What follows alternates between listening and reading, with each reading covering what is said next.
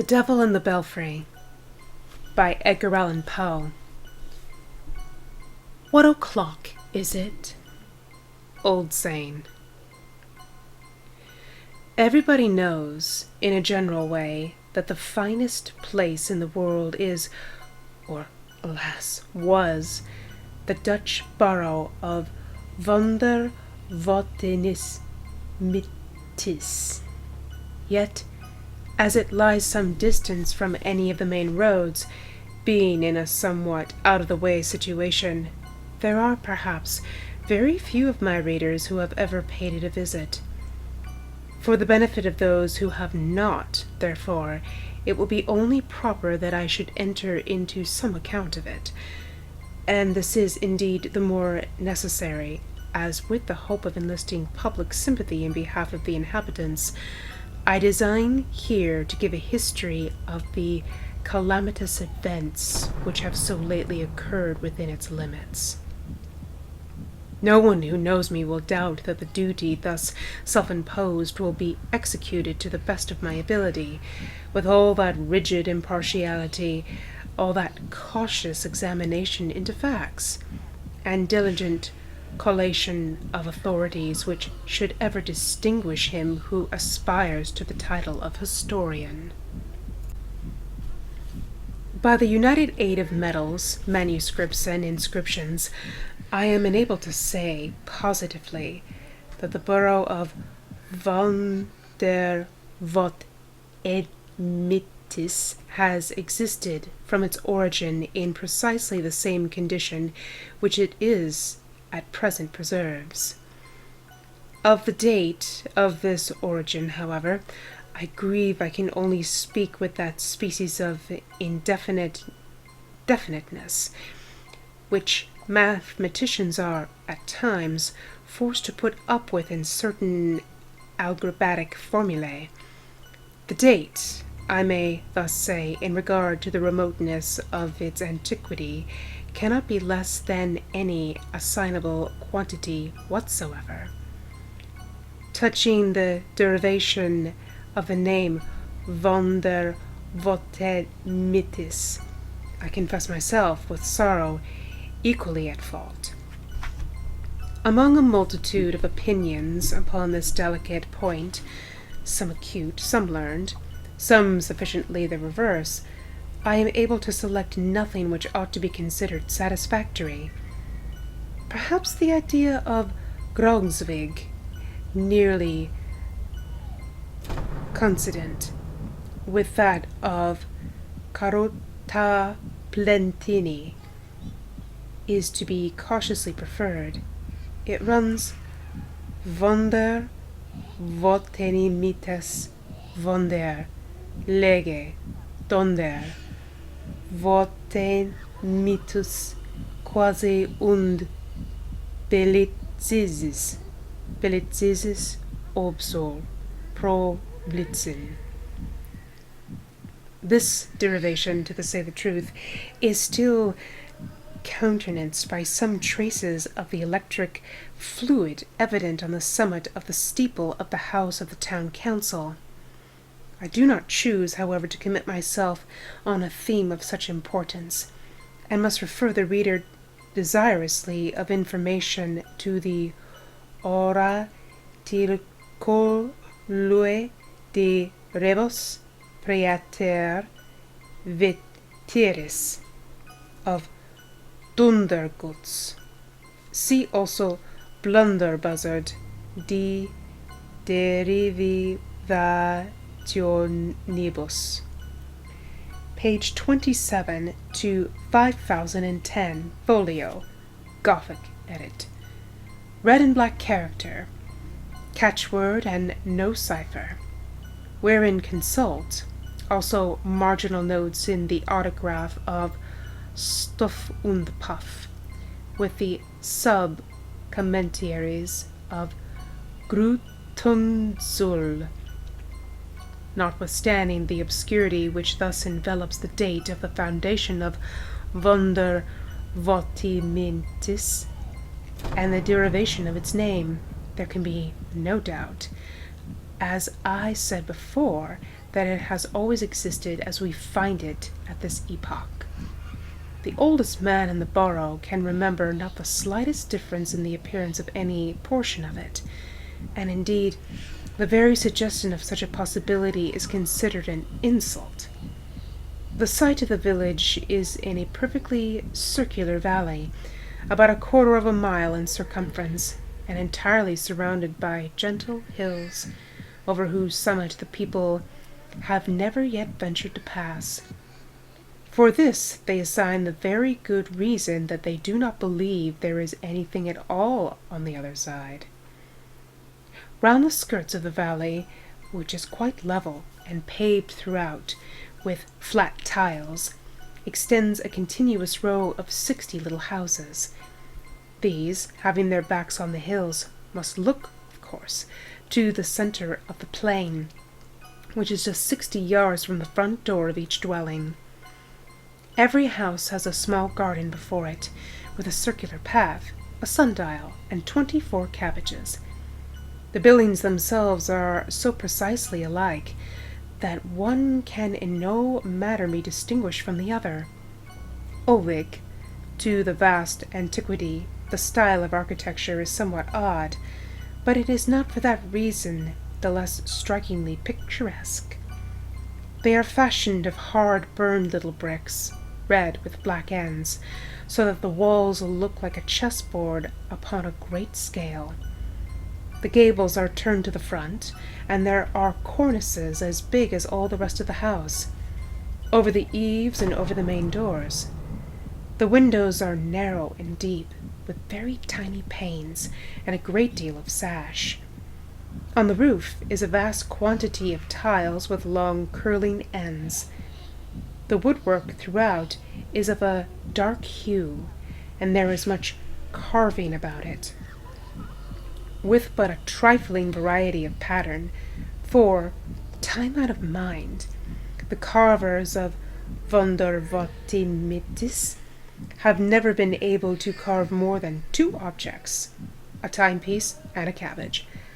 But these they do exceedingly well, and intersperse them with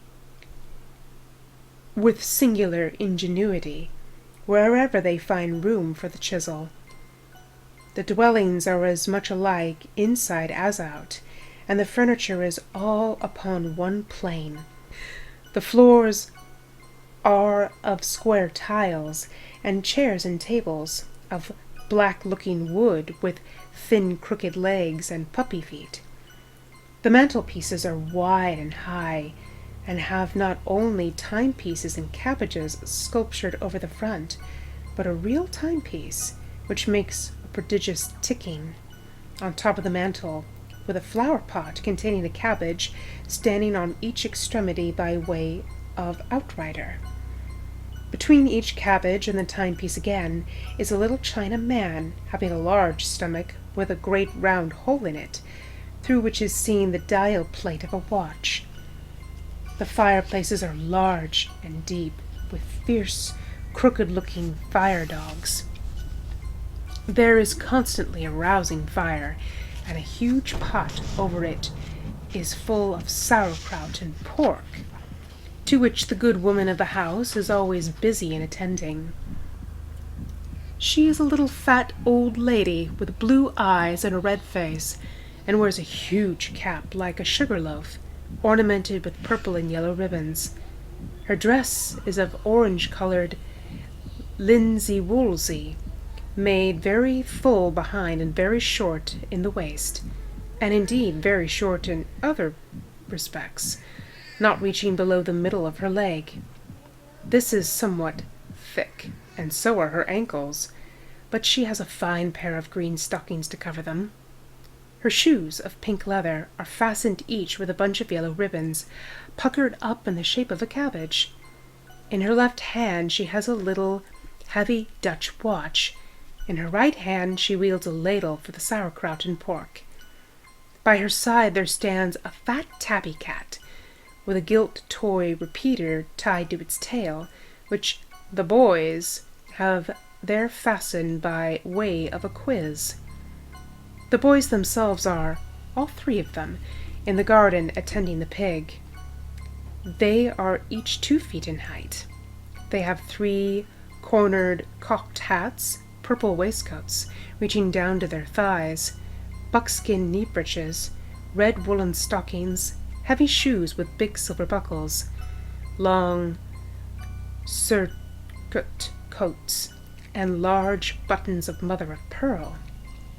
Each, too, has a pipe in his mouth and a little dumpy watch in his right hand. He takes a puff and a look, and then a look and a puff. The pig, which is corpulent and lazy, is occupied now in picking up the stray leaves that fall from the cabbages, and now is giving a kick behind at the gilt repeater, which the urchins have also tied to his tail, in order to make him look as handsome as a cat.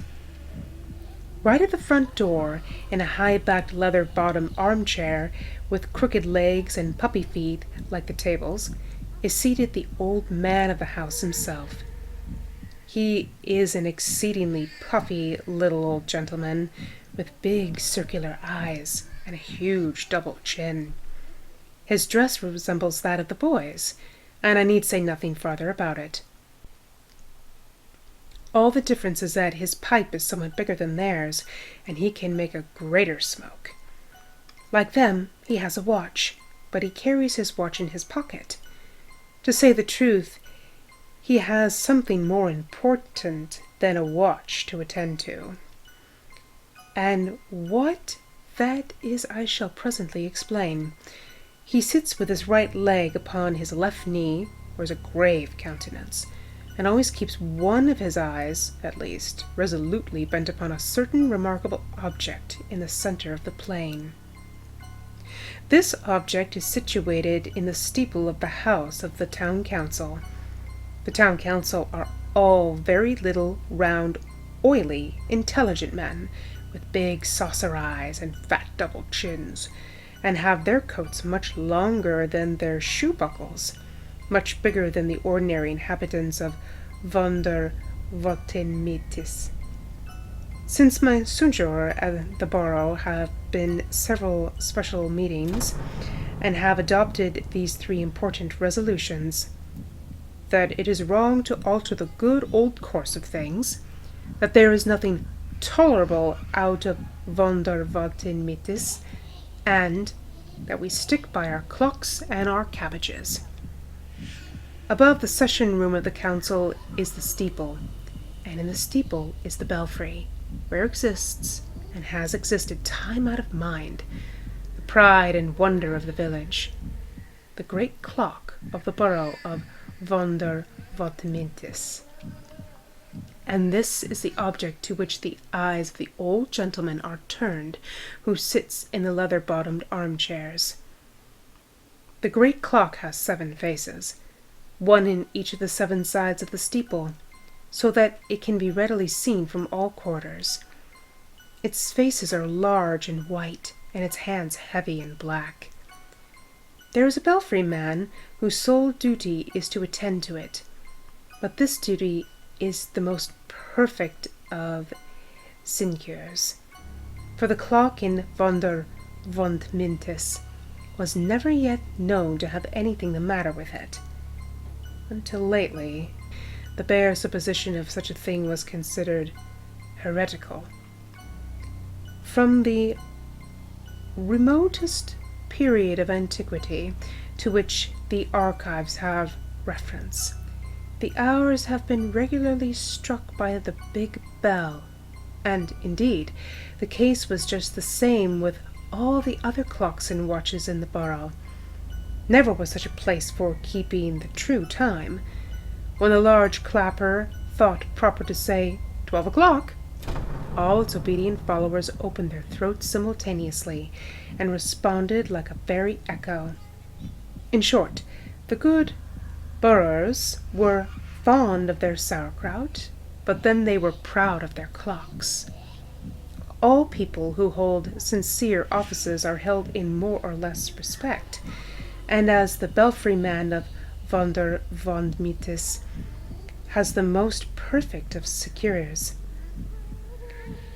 He is the most perfectly respected of any man in the world. He is the chief dignitary of the borough, and the very pigs look up to him with the sentiment of reverence. His coat tail is very far longer. His pipe, his shoe buckles, his eyes, and his stomach, very far bigger than those of any other old gentleman in the village. And as to his chin, it is not only double, but triple. I have thus painted the happy estate of von der von Mitis. Alas, that so fair a picture should ever experience a reverse. There has been long a saying among the wisest inhabitants that no good can come from over the hills, and it really seems that the words had in them something of the spirit of prophecy. It wanted 5 minutes of noon, on the day before yesterday, when there appeared a very odd-looking object on the summit of the ridge of the eastward. Such an occurrence, of course, attracted universal attention, and every little old gentleman who sat in a leather-bottomed armchair turned one of his eyes with a stare of dismay upon the phenomenon, still keeping the other upon the clock in the steeple. By the time that it wanted only 3 minutes to noon, the droll object in question was perceived to be a very diminutive, foreign-looking young man. He descended the hills at a great rate, so that everybody had soon a good look at him. He was really the most finicky little personage that had ever been seen in von der Mintis.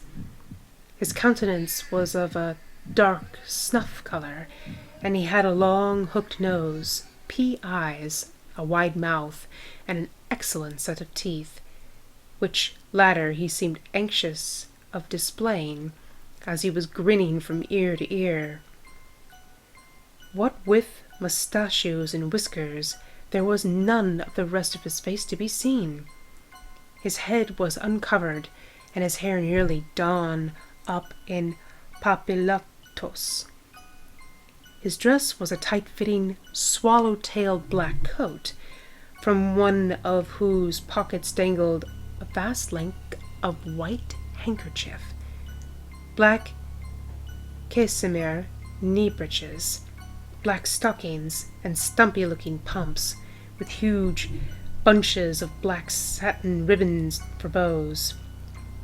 Under one arm he carried a huge chapeau de brosse, and under the other a fiddle nearly 5 times as big as himself. In his left hand was a gold snuff-box, from which, as he capered down the hill, cutting all manner of fantastic steps, he took snuff incessantly with an air of the greatest possible self-satisfaction. God bless me! Here was a sight for the honest boroughs of von der von Mitis.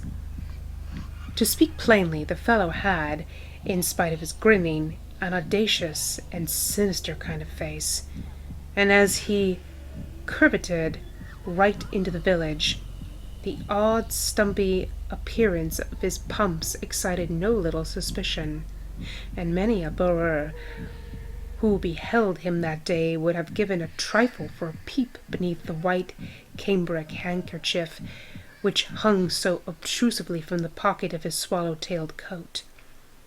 But what mainly occasioned a righteous indignation was, that the scoundrelly popinjay, while he cut a fandango here and a whirligig there, did not seem to have the remotest idea in the world of such thing as keeping time in his steps.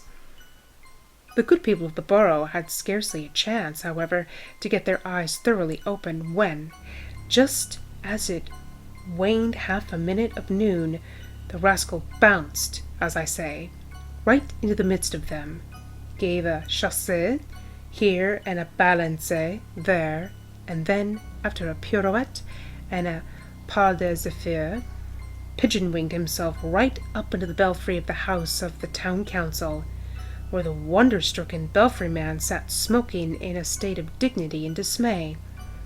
But the little chap seized him at once by the nose, gave it a swing and a pull, clapped the big chapeau de brosse upon his head, knocked it down over his eyes and mouth, and then, lifting up the big fiddle, beat him with it so long and so soundly that, with the Belfry man being so fat, and the fiddle being so hollow, you would have sworn that there was a regiment of double bass drummers all beating the devil's tattoo upon the belfry of the steeple of Vonder Fontementis.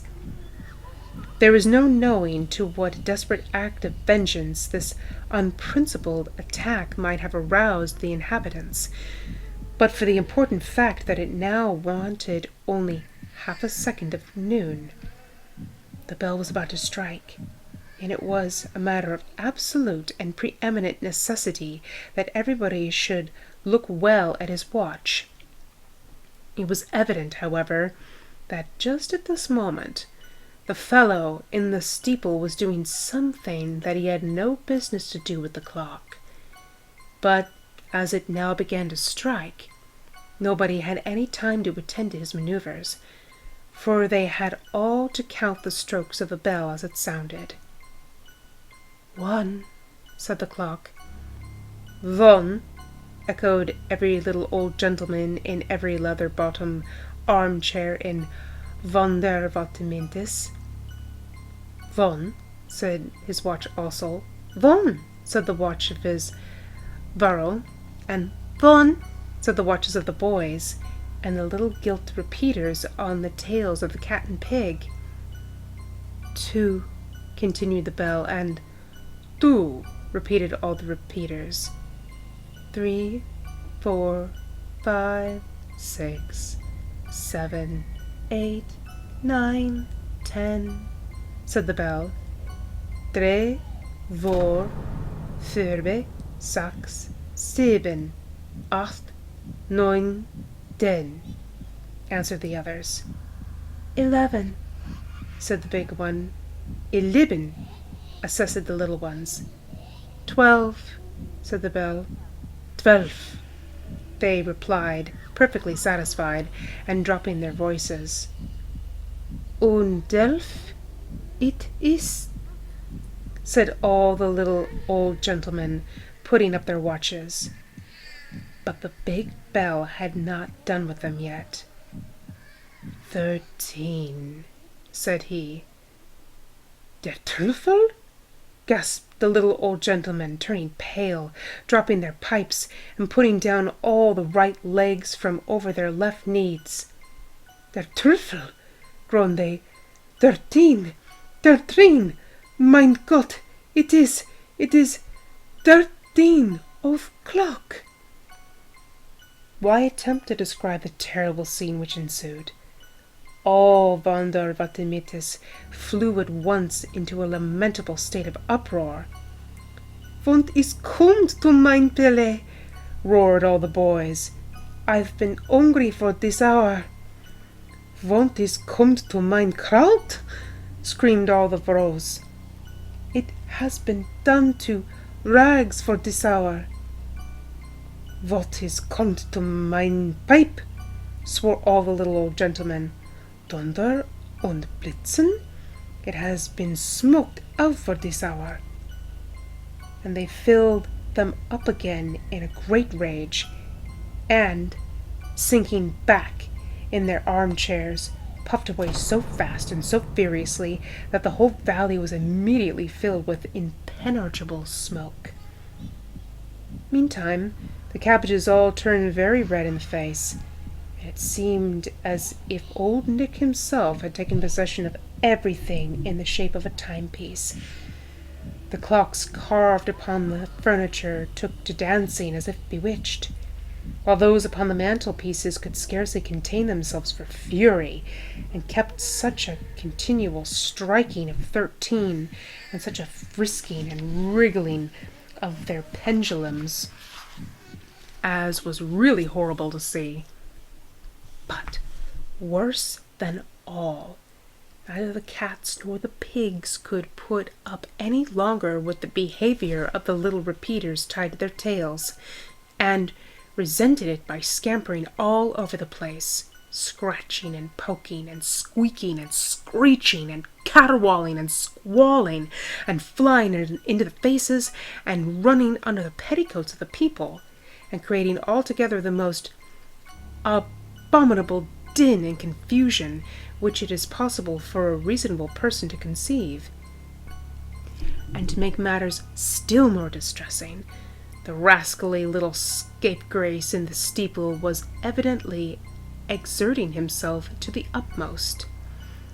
Every now and then one might catch a glimpse of the scoundrel through the smoke. There he sat in the belfry upon the belfry man, who was lying flat upon his back.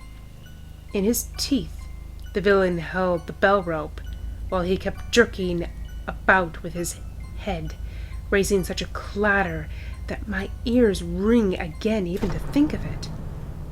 On his lap lay the big fiddle, at which he was scraping out of all time and tune with both hands, making a great show, the nincompoop, of playing Judy O'Flanagan and the Paddy O'Rafferty. Affairs being thus miserably situated, I left the place in disgust, and now appeal for aid to all lovers of correct time and fine kraut.